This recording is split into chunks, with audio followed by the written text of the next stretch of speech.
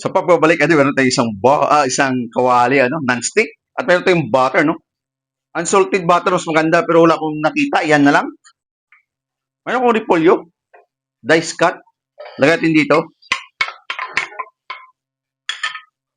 Sabay natin lulutuin yung isang klaseng gulay ko, idol. At alam ko, lagi tayong gumagawa ng gulay at may tawag tayo dito, idol. Mabilis lang. Pero bago natin isunod ang isang klaseng gulay natin, granules, lagay tayo. Estimate lang, no? Tamang-tama lang sa gulay natin.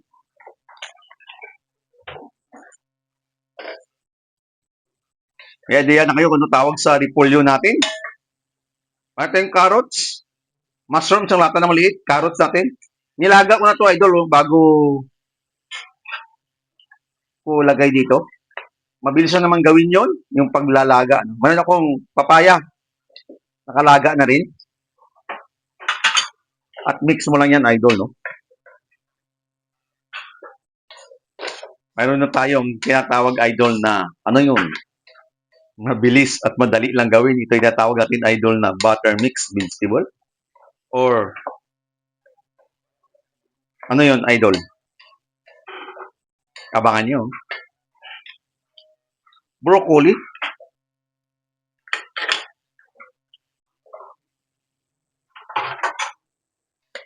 Ganyan lang kabilis gumawa ng gulay at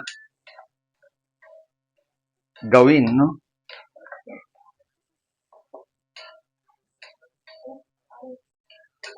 Ang tawag ko dito, idol, is 5-season vegetable. 5 klaseng gulay ginamit natin, no? At 4 na klaseng gulay pala at salata yung isa, no, na mushroom. 5 klase. At pwede mo rin tawagin ito, idol, na butter mix vegetable. Iodized salt. Bago tayo magtapos, ika nga. Lagay tayo. Toast lang natin to ng maigi. At siyempre, bago tayo magtapos, ano ang susunod? Tikiman time, mga idol.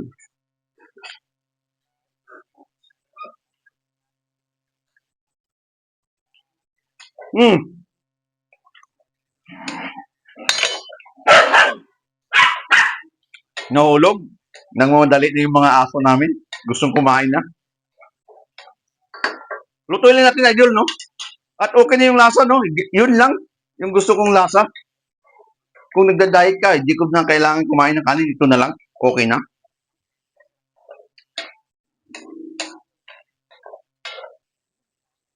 Kunting ikot na lang. Mas maganda, idol, pag meron kang non-stick pan. Mabibili sa TikTok. 237